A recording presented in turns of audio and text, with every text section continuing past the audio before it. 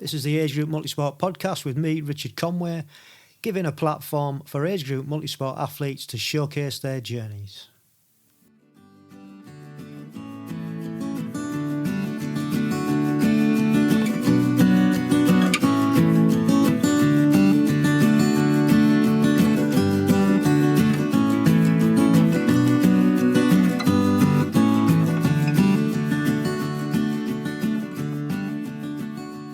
Welcome along to episode 59 of the Age Group Multisport podcast. Thank you again for listening and taking the time out, whatever you're doing, whether you're training or whether you're walking the dog or anything really. Just it's good to have you on board. Great for your feedback. Thank you ever so much. Keep it coming, and hope your training's going okay. And I guess it's the end of the season for everybody now. Although having said that, I've got another race coming up that I'm going to partake in, just ticking over. But we're well into October, but it's so warm still and really nice and bright. It's unbelievable. Even today, as I sit here doing this, it's 16, 7 degrees outside and sunny. So, long may it continue. So I hope you're all well. On this episode, we have Josh Lahiri, and Josh is an age grouper, and he tells us of how he got into triathlon from a really multi-sport background, really. So that's coming up. That's a really good podcast. I hope you enjoy that. Really nice fella, Josh, and it was nice to chat to him. And I've got a bit of a story actually.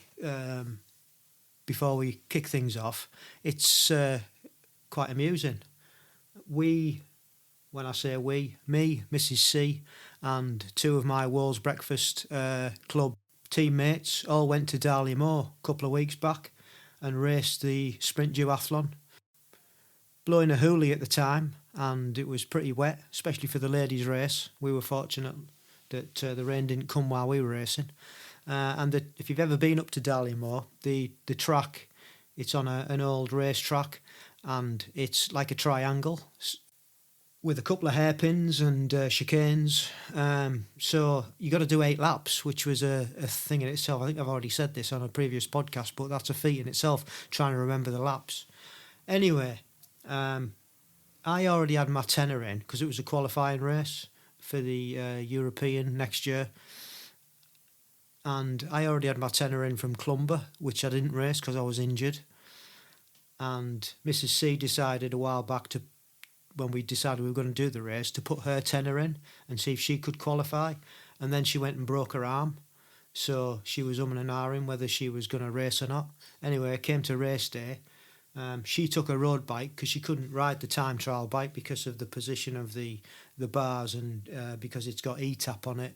Trying to press the button, she couldn't do it with a broken arm. So she decided to take a road bike. Anyway, we got there. On the morning, she realised one of the side walls of a tyre was coming away, so she couldn't ride a road bike.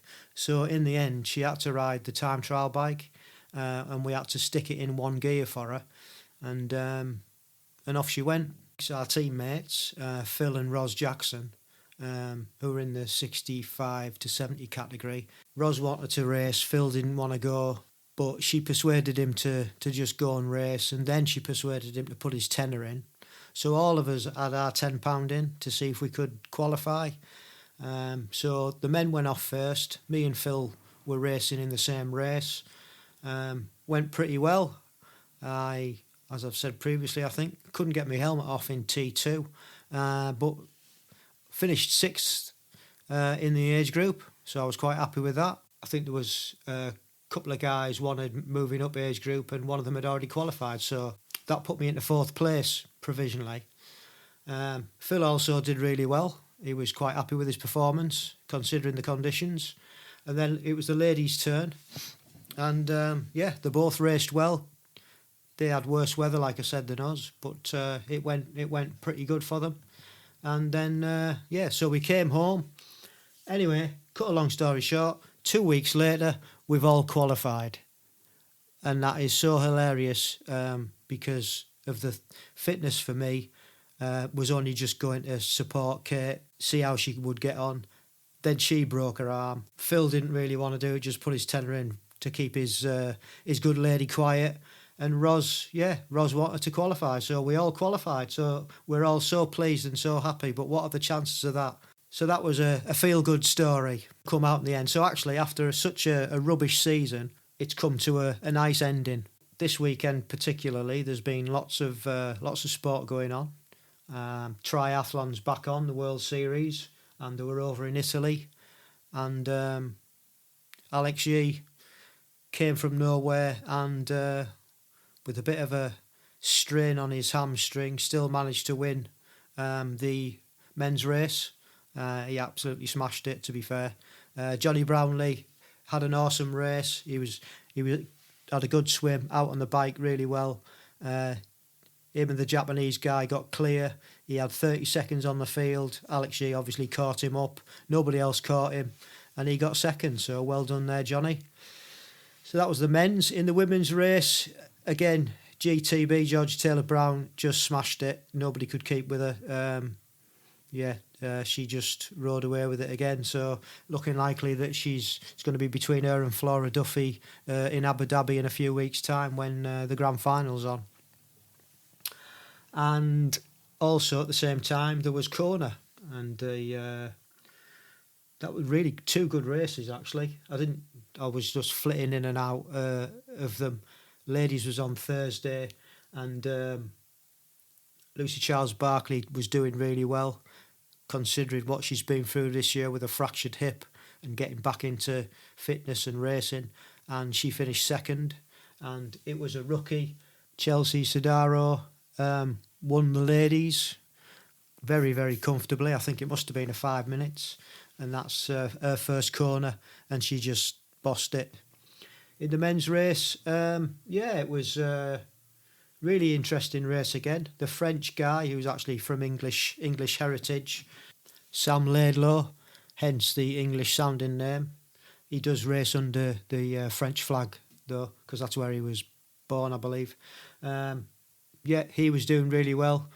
Came out on the swim in a pack of 20, absolutely bossed the bike, and was well ahead, maybe 5 or so minutes ahead on the bike. But then unfortunately was caught up by Gustav Eden towards the end of the race, and he finished second. Eden won it, he finished second, and Christian Blumenthal came third. So really, really cool event.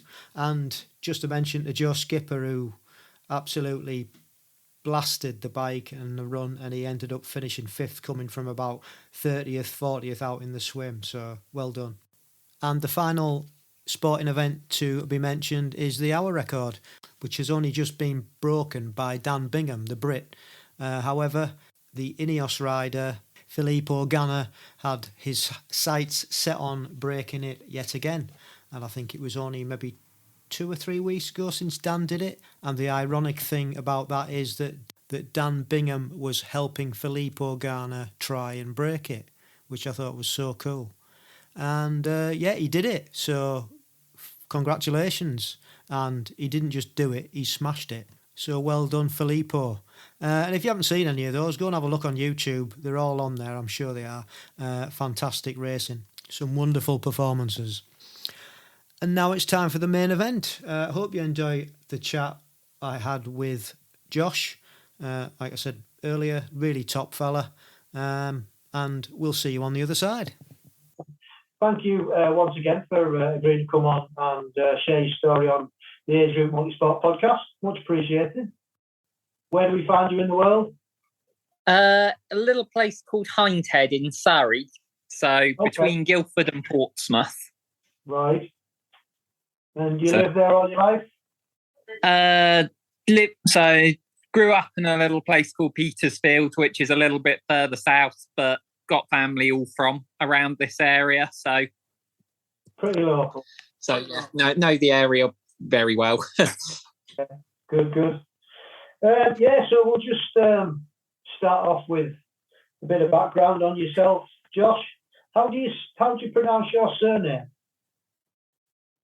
Lahiri. Lahiri. I didn't want to get it wrong. No, all good. And where's that originated from? It's actually Indian. Ah, right. Okay. So yeah, my granddad was Indian. Cool. Nice one. Let's clear that one up, because there's nothing worse than somebody pronouncing your name wrong. I think. Yeah. Cool. I've had some corkers at races. I'm sure you have. Yeah, they get it all the time. Yeah. If you just want to explain a little bit about growing up as a kid, what sort of sports you were into, and how you got into multi-sport after what read like an eventful childhood. Okay, so yeah, growing up, obviously did a lot of sports. Family are really supportive. I would just do loads of different things. Did a bit of football as a kid, but the main things that I really got into were karate and golf. Bit of skiing mixed in there as well. But just kind of family holidays and stuff like that. We were just always doing different adventures and things, really. So when got into triathlon, though, recovering from an injury in the martial arts stuff, I was training for my black belt grading at the time, and picked up a knee injury for my during training, which meant I never quite finished it, unfortunately. But during the rehab for that, I was doing a lot of swimming and biking, obviously to low impact and all of that, and it helps strengthen up the knee. So was doing a lot of that, and ended up watching a load of the coverage from the Olympics with some family and some friends and stuff like that. One of the events obviously we watched was the triathlon, and one of our family friends is a fairly keen marathon runner, so he kind of laid the challenge out after we'd watched it. Like, I've seen you swim and bike, and you can do those reasonably well, and if I can survive a marathon, if I can run a marathon, then surely you can at least survive a 5K kind of thing. Because at that point, I really wasn't a runner, and it kind of escalated from there, really. Started doing a bit of swimming and biking with Petersfield Tri, and ended up doing my first race down in the New Forest at Buckler's Hard in 2013. Cool. So your karate, that finished, did it? You haven't done any since the knee injury? No, unfortunately not. I did look into it a bit during my time at university, but it's just so much going on when I was up there, between the course and friends and doing triathlon, and by that point I'd got into doing a little bit of the racing with the snow sports club as well. So there was a lot going on when I was there that was keeping me entertained. So yeah, I never quite got back to doing the martial arts, unfortunately. Yeah. Whereabouts did you go to university, Josh? I was at the University of Warwick, studying mechanical engineering. Okay. Did you enjoy it up there? Yeah, really good time. It was obviously really rather busy, rather full on, just trying to fit everything in. The course is obviously quite intense, especially in final year. You have your group project and everything like that. So I was part of the human-powered submarine team for my project for that. So that ended up with design, build, and make a human-powered submarine, then take it out to the United States and race it against other universities from around the world in one of the US Navy facilities that they've got over there. So I was the daft person that was inside our contraption that we'd built, breathing on scuba gear and pedaling away like crazy to drive this thing down the bottom of the tank, which was an interesting experience. Wow. And how did you get on? We did all right, actually. We got a few awards for like our technical side of things, and the main thing for us was that it was the first time in 4 years, I believe it was, something like that, that a Warwick boat had actually completed the course. So that was the first big achievement, and then we ended up setting a new speed record for the university at the time as well. I know subsequent teams have since taken the same boat, developed it, and gone faster, but at the time it was the fastest a boat from our university had gone. So that was 2.5, 3 knots kind of speed. So not as fast as you can get going on the bike in the bike leg and stuff, but it felt like hard work to hit that speed when you're trying to do it underwater. Sure, yeah. Well, you know how much resistance you got just swimming. Exactly. So with a shell around, it must have been quite tough, I would imagine. Yes, and obviously you're trying to breathe through the scuba gear as well, and that's not the easiest, and the position's not exactly conventional. If you imagine the Graham Aubrey tuck position with hands under your shoulders, your arms are in that, but then you're lying on your front with your legs out, stretched out behind you. It's not the most natural position to try and pedal and drive in. Wow, amazing! Who knew? I've learned something today. the crazy things you can get involved in whilst you're at uni. It's amazing. That's what I love about this podcast, because you start off on one thread, and then the next thing you know, you're talking about underwater pedal-powered submarines. It's just incredible. Yeah. So you started doing a bit of triathlon while you're at university as well. Did that continue? Yes. So I was splitting between the snow sports and the triathlon in the first couple of years. Tri was more my sporty club, and snow and the skiing side of things was a bit more of my let off steam club. But you know what it's like with students and stuff like that. That the letting off steam side was maybe dominating a bit for the first couple of years.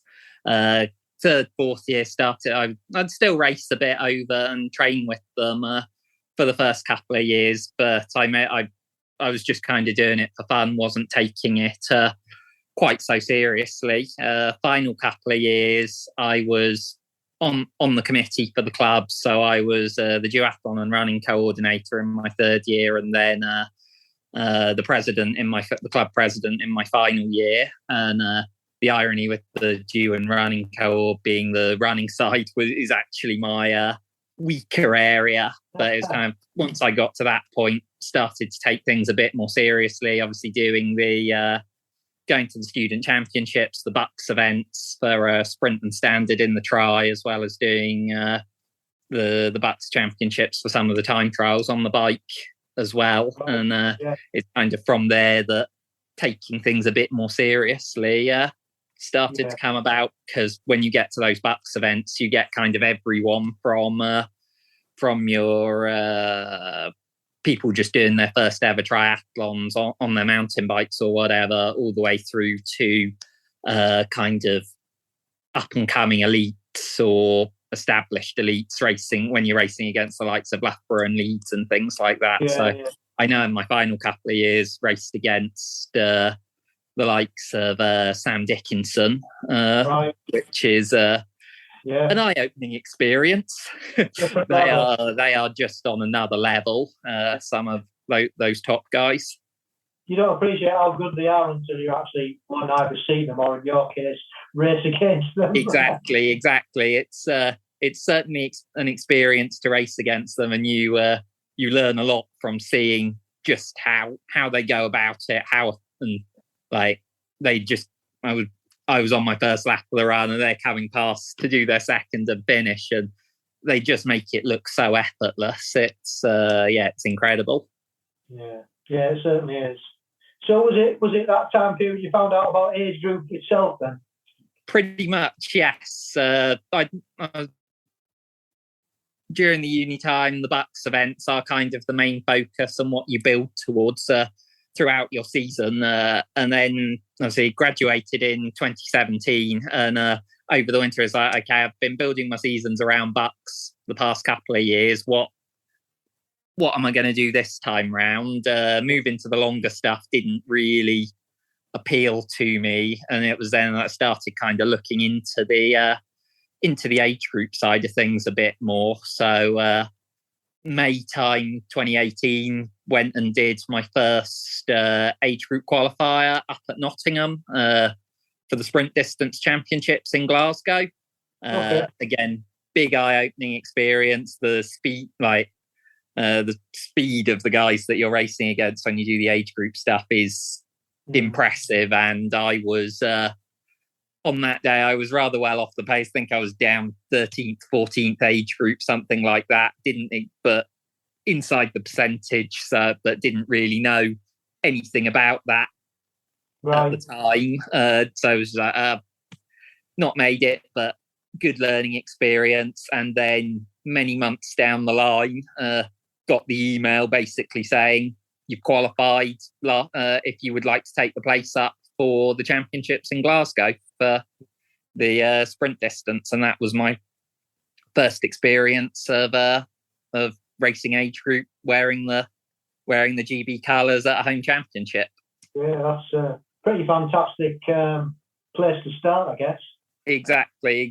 Great atmosphere with obviously with the home crowd around and everything like that. We've got family up in Scotland as well, so they came along to experience, and obviously it was part of the wider European Games as well. So you had the elites racing and all the other activities going on in Glasgow itself, which made it a great experience to start to do for your first time doing age group. Yeah, just going back a bit then, when you finished university, did you join a tri club? Did you say you joined a tri club? So I joined a tri club pretty much from when I first started doing triathlon. My home tri club, Petersfield Tri, and I'd stayed a member of them throughout my time at university, kind of dropping in and out with them as and when I was home for holidays, things like that. Great local group. All volunteers, support each other, and just super supportive of everything for everyone, and everything from people doing the age group and racing kind of at a fairly competitive level down through to people doing their first events and building them up from that. And we've got a reasonably large contingent now that race age group across GB age group across the age categories, which is great to see. And obviously a great part of doing the tri and doing the age group stuff, just seeing how long you can still keep doing it for. Yeah, absolutely. So you had a bit of experience in the club to sort of like go to and ask questions and find out, what you needed to do and stuff. Exactly. There was a few people who'd already been to a few championships previously, so was able to talk to them a bit about the experience and just some of the pitfalls to avoid, and just how to go about it and make it seamless, make it run as smoothly as possible. So you qualified for Glasgow, and then did you get another qualification after that? So yes, same year as I did Glasgow, also did the qualifier at Castle Tri. So this was obviously all around the time when sprint was moving draft legal and everything like that for the following year. So obviously being an engineer, I really enjoy the bike and the tech, and obviously particularly keen on tinkering with all the aero side of things and everything like that. So going to draft legal didn't really suit me so much. So looked to make the step up to standard distance. So raced at Arundel. That was a rather eventful race. They managed to forget to put the turn buoy in the swim. So ended up, you swim kind of 300-400 meters upstream against the tide. You're meant to turn around a buoy and then do the remaining kilometre back to transition. The Arun that you swim in is one of the fastest flowing rivers in the country, and you're just slogging away against the tide. It's like, where's the buoy? Where's the buoy? So there's the buoy coming past me on a rib. So had to. Buoy comes past you on the rib. You've got to turn around and swim back once it had gone in, and I say so with all the percentage and stuff, all the same wave going off. So from that ended up qualifying for the standard distance Euros in Weert in the Netherlands for 2018. And had a great experience out there. Great venue, lake, and doing all the beach stuff and everything like that was awesome. Met some really great people out there that I'm still in touch with and still train with now. Weert was a great experience from that point of view. Yeah, just going back to your river swim, I've never done one. What was it like? What are they like? How does it compare with, say, the lake swim or a sea swim? Because I've done both of those, but the river one I've never tried. It kind of sits in the middle, to be honest. Like, you obviously get a bit more swell, and depending on how the course is set out, you've got the flow of the river to deal with. But it's generally not too bad. It's much closer to a lake swim than you'd think to be, at least for me, as a reasonably strong swimmer. Mm-hmm. It's not too hard, not too bad. Yeah. I'll have to look out for one. It's a good experience. It's a different experience, but it's good fun. Cool. That's it.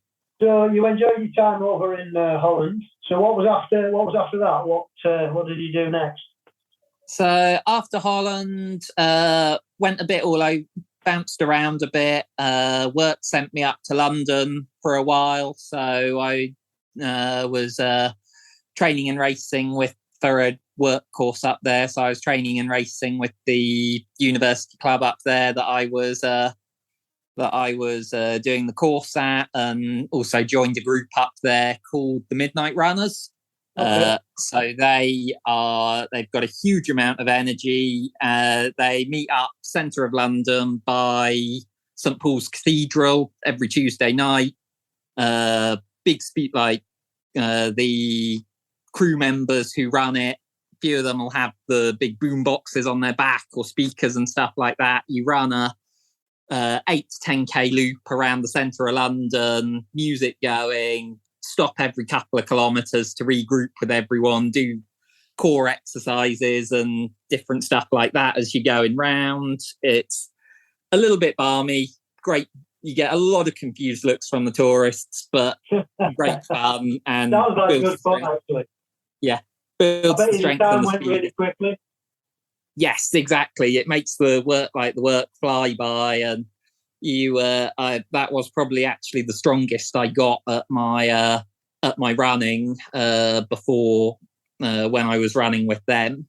So that kind of took me through to December, January time, 2019, 2020-ish, and then obviously COVID hit, which then paid things a little bit. I had at that time qualified for my first World Championships through Leeds Castle at the Leeds Castle Tri, but obviously that ended up not happening for a couple of years with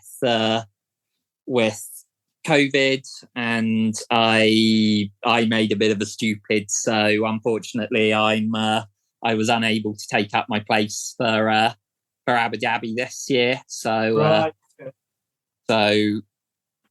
We've kind of over COVID. I started working with the Try Training Harder coaching group, and I've been working with them for a couple of years now, and kind of just maintaining over COVID, and then we started trying to build back up over the last couple of seasons. So ended up going to the London Tri this year. To go for the European qualification with that. Again, things were all a bit up in the air in the build-up because I picked up a shoulder. My partner her sport is obstacle course racing. So Tough Mudders, Spartans, stuff like that. And they have the European Championships of that out in the Italian Alps. So went out to the Dolomites, in Italy. So I went out to those, in theory, just to support her. And got there, got a major case of FOMO, and decided to have a go myself. Falling off quite a few obstacles and hurting my shoulder in the process. So only got back in the water like a week or two before London. So it was we kind of went into it as a try a few things out, learn a bit, and learn where the limits are, if you like. So just try and cruise through, get through the swim safely with the shoulder holding out. And then in my coach Alan's words, blow the doors off on the bike and then deal with it on the run and just try a different pacing strategy, see how it goes. Had to wait a bit to find out what was going on because I'm on the borderline of moving up a category at the minute. I'm last year 25, 29, moving up to the 30, 35. So found out a couple of weeks ago. I'm in the first roll down slot, so it looks like I've got a place for next year's standard distance Euros when it gets announced where those are going to occur. So looking forward to back into the GB kit. Well next done. Year. And will you'll be wearing the new kit, I guess, by then? Yes, I guess so. Yes. Because I think does it run out now? 22 was the last year you could wear the old one. I believe so. It would be nice to get another run out in the the Scante suit because I really like that kit. It's quick, good quality, comfy. But times move on. To do, and the new kit looks really good, I think, and it's supposed to perform quite well. So not that I've got one yet, but So I've heard to getting on that. Personally, but I think you always get mixed reviews, don't you? Whatever comes out, exactly. People like different things, which is fine. Exactly. The main thing is you wear it with pride, whatever it's like. Exactly. Cool. So that's us up to date with, or have you got anything else that you've put your hat in to try and qualify for? So not any other qualify for. I think the big one the London was meant to be the A race this year, but that got thrown up in the air a bit with the shoulder injury. So we decided to go for Bournemouth to finish the season for the English national champs. Over standard distance. Again, tried to deploy the same strategy. And strong field, some good athletes out there. Big respect to them. It was a good, really good race between a few of us, and managed to come away with my first age group national champs age group medal. So was very pleased with that to finish the season off. Well done. That's a good finish to the season. Yeah. Congratulations. Thank you. Good stuff. Right, so we'll just head on now to the quick-fire questions, which I always ask at the end of the show. And basically, first one is, what's your favourite bit of kit? Favourite bit of kit is probably actually a new toy for me this season. I've got a very nice pair of Bolle Chrono Shield sunglasses. That they've got the prescription inserts in them. They've got their clever phantom transition lenses in them, and they've just been a game changer for me, to be honest, this season. Just super comfy. You barely notice you've got them on. The transition is awesome for how quick it actually goes, and it means I can actually see where I'm going on the bike. So that's rather important. It is rather important, yeah. Just going back to the bike, and you being an engineer and into your gadgets and your aero dynamics, what have you done that you think give you the edge, from having that sort of background on the bike? I think it's just I've got quite a scientific way of looking at things, going through it, just make small incremental changes, look at the little changes, how they impact, and we just try and do a fairly thorough analysis, I guess, after the races and things like that, see how we can refine things further and make improvements from there, really. It's not always about having the right gear always helps, but it's how you're sitting on it and how you're getting the most out of it that really makes the difference on that front. Yeah, aero's everything, isn't it? Because you're the biggest thing on there. Regardless of everything else and equipment, if you can narrow your position, then that's the key, isn't it? Yeah. Finding that sweet spot between and especially finding that sweet spot between the aero side of things and and still being able to deliver the power in it.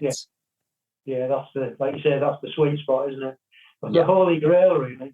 Have you done any wind tunnel testing or anything like that? I've not done any wind tunnel testing. I have had some. I've had fits done with a company called Vancouver Cycling that are based down near me. A guy called Garth. He's done fits for like Lauren Steadman and people like that. He knows his stuff, and he's got the BioRacer green screen aero analysis thing. So we've done a little bit of work on that to try and refine my position, and that certainly and then we kind of tinker around that from the baseline that we generate with that. Yeah, it's fascinating. I mean I love cycling just as a sport on its own personally. I love watching the hour record and all the cycling that's going on, and the hour record's going to go again. So you're going to be keeping an eye on Jana's attempt. Yeah. Be interesting to see, because Dan Bingham, who actually just broke it recently, he's actually been helping him doing his aero, which I thought was quite fascinating. Because he's the consultant for Ineos, isn't he? Yeah. I've messaged Dan a few times over Instagram. I said, what do you think about this attempt? He said, it's fine because I've got some input into it, which I thought was really, really cool. Yeah, definitely. It's nice to see when people kind of supporting each other's efforts and really just kind of pleased to see the progression in the sport, if you like. Because I think that's what it's all about, trying to get somebody to go as fast as possible every time you try and do these mad things like the hour record. It's just testing those limits of human performance. Yeah, it's cool, so cool. Good stuff. So what question 2, what resources do you go to? I mean, it can be websites, it can be books, it can be, I don't know, anything on the internet, just to help you with your training, or, you know. Interesting. Well, I'm going to be honest, the biggest resource I go to is my coach on this one. I'm coached by Alan Ward from Try Training Harder, and I've also been coached by Soraya Marylees from within the same group. It's a great group. They all the coaches kind of pitch in with the different athletes, and it's a great community for bouncing different ideas. So I think the main resource I actually make use of is kind of the people and the community around me in Try, whether that's Alan is just an incredibly knowledgeable coach and is great at pointing out all the different little things that you can work on to try and improve and get the best out of yourself, whether that's in the individual sessions or by pushing you out. You can't. And in the Alps when we were out there, and it's then just I think it is with the community side of things, everyone does just want to see each other improve, see each other progress, see each other get the best out of themselves. So that is kind of the main resource I use. Cool. That's a really good resource. So what advice would you give to anybody wanting to get into multi-sport and or try and progress to age group? To be honest, I think the main thing when you're first starting out is just have fun, enjoy it. Try gives you so much in terms of the community, the variety that you get by training and racing over different sports, and then the rush and the excitement that you get on race day and the sense of achievement you get from completing a race. So I think to start with, at least, just go out and enjoy it. Once you get your feet a bit more, then start by all means start looking at how you can progress, how you can make the gains, how you can move forwards into the age group thing. But the main thing is to enjoy it and just give things a go. It's maybe not quite as scary as you think. No, well, I think everything's pretty scary until you actually give it a go, like you say, and then you realise that it's quite good fun, isn't it? What can we do next? And finally, Josh, excuse me. Finally, what are your short-term and long-term goals? So short-term wise, obviously we'll be looking towards the standard distance Euros next year. So I was 13th in age group in Weert, which was my last European Championships. So ideally like to try and improve on that. And we're trying to work towards getting me down towards the 2:05 mark for standard. I've done 2:09 so far. So trying to work on where we can get the gains, looking mainly in the swim and the run, to be honest, to try and push towards achieving that goal with time. A bit longer term, we're trying to build with. I have been quite injury prone in the past, so we are trying to look at kind of building up my robustness and the strength and things like that to eventually maybe look towards having another go at the middle distance or 70.3 type activities. But I think I'll always keep coming back. I'll always keep coming back to standard distance. I think that is kind of it's the sweet spot for me. You've still got to push yourself. It's I like that challenge. Yeah, cool. I think it's whatever you've got. Like I always say, you've got to play to your strengths, haven't you? And if that's the sweet spot style of racing, then that's what you go to. I mean, you can try other things anyway, can't you? Exactly. That's the great thing about try with the. Well, I think that's a great place to land it. Yeah. Thank you ever so much for coming on. Thank you very much for having me. Sorry about the last 10 or so minutes where it's been dipping in and out. I'll try and edit it the best I can. Yeah, no worries. All good. Yeah, so good luck with everything that you've got going on, and I may see you one day racing on the start line. That'll be cool. Yeah, and I'll following you on Instagram also, so I'll keep an eye on what you're up to, and just good luck with it. And like you say, just enjoy it and keep progressing. Exactly. Cheers. Good to chat and good to meet you. And you, all right. Have a good evening. See you on a start line soon. You too. Take care. Cheers. Well, who knew that underwater submarine pedal-powered competition speed records was a thing? Because I didn't. And that's the beauty of this podcast. You learn something new every episode. And that must have been a thing to behold. So I hope you enjoyed Josh's story. Really, really cool. Like I said, top fella. Really nice story. I'm sure he's going to go on and do some great things. He's got that determination and he does it with a smile. And just such a nice guy. And he likes his tech and his gadgets. So, even better. So once again, thanks Josh for coming on and good luck with everything. And I hope you do well in the Euros next year. Thank you once again to everybody out there listening. I hope you've enjoyed that. And if you'd like to leave us a review, please head over to either Spotify or Apple Podcast and leave us some feedback. It does help. It helps us get our podcast out to like-minded people. And if you want to get in touch, you can send us an email at agegroupmultisportpodcast@gmail.com.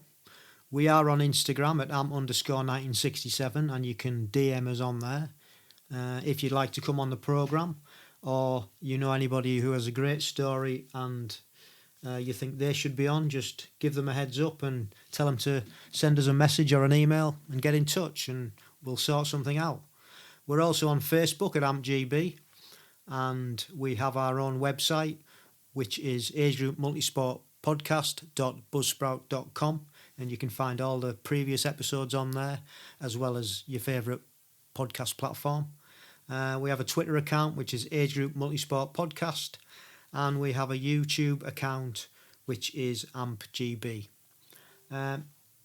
So, once again, thank you ever so much for your time, and don't forget, stay safe, keep training, and love the process.